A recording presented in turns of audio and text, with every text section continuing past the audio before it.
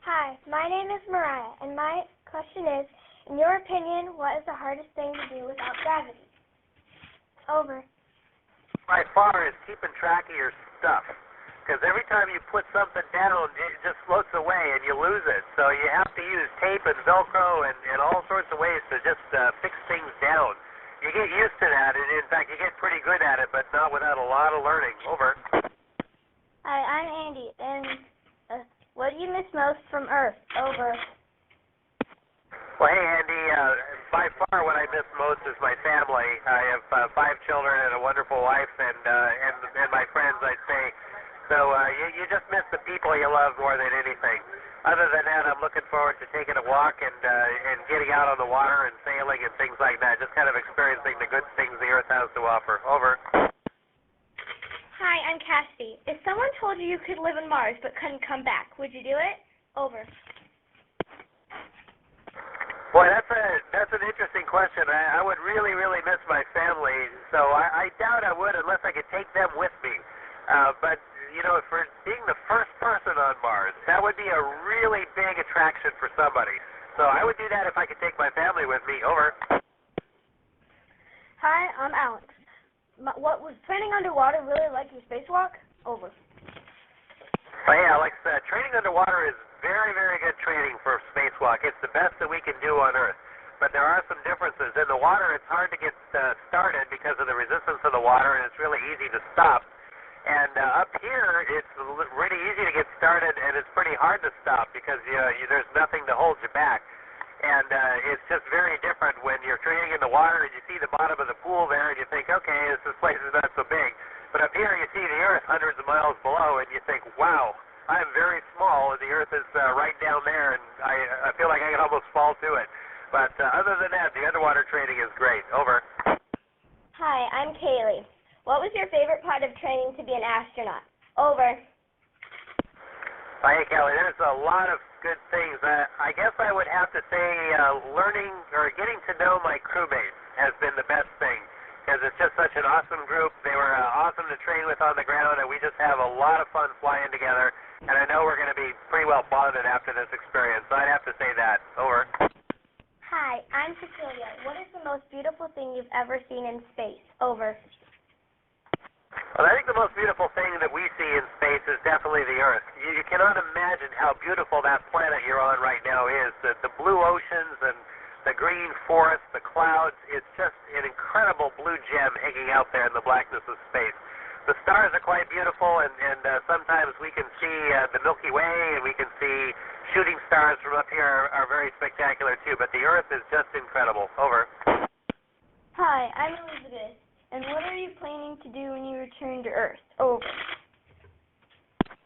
Well, when I get back to Earth, if I'm strong enough, I'm going to hug my wife and children really hard, and then I can eat some of the foods that I kind of miss up here. Over.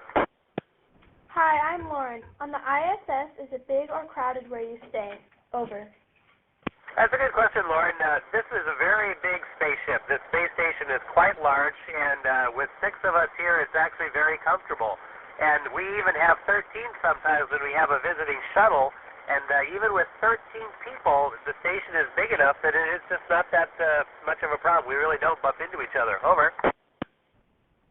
Hi, I'm Colin. What has been the most exciting or unexpected event that has occurred since traveling or arriving on the International Space Station? Over. And I'm sorry, you broke up a little bit. Could you please say your question one more time?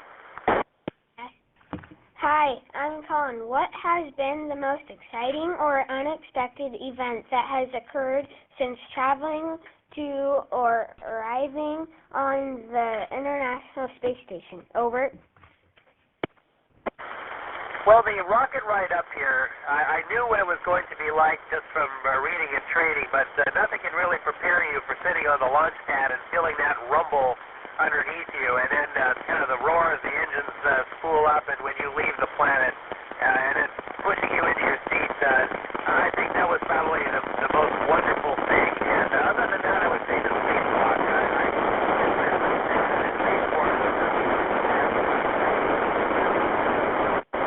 Yeah, signal loss now. The ISS is under the horizon. go ahead with your goodbyes.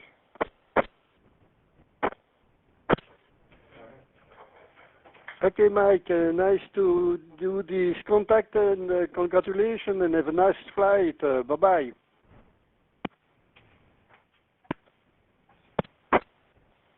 Is anybody there? Yeah. Well, Stu, you want to go ahead? We're not, we've lost Mike, but go ahead and give your goodbyes anyway. Well, we want to just thank you one more time for helping us provide our students with this opportunity, probably really an opportunity they won't have again. I would be surprised if we were able to do this again. So something we wanted to point out to those who are still listening is that we were able to send a plaque up with the space station.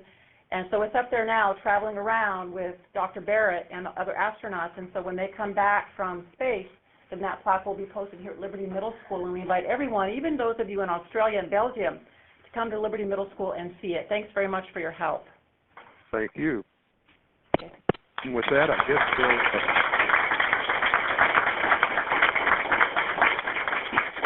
okay. Well, ladies and gentlemen, we have shared a moment of history. Amateur radio station ON4ISS in Siplet, Belgium, operated by Philippe Van Hoot, contacted Michael Barrett, KD5MIJ, aboard the International Space Station. And we're talking with students at Liberty Middle School in Camas, Washington, USA.